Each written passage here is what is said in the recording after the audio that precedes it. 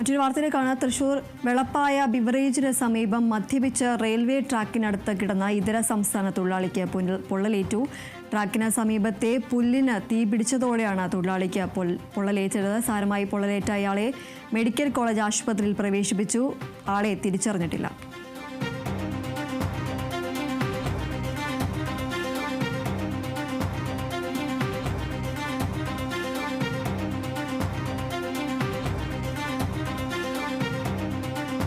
തൃശൂർ വെളപ്പായയിലാണ് ബിവറേജിന് സമീപം മദ്യപിച്ച് റെയിൽവേ ട്രാക്കിനടുത്ത് കിടന്ന ഇതര സംസ്ഥാന തൊഴിലാളിക്ക് പൊള്ളലേറ്റത്. ട്രാക്കിന് സമീപത്തെ പുല്ലിന് തീ പിടിച്ചതോടെയാണ് ഇതര സംസ്ഥാന തൊഴിലാളിക്ക് പൊള്ളലേറ്റത്.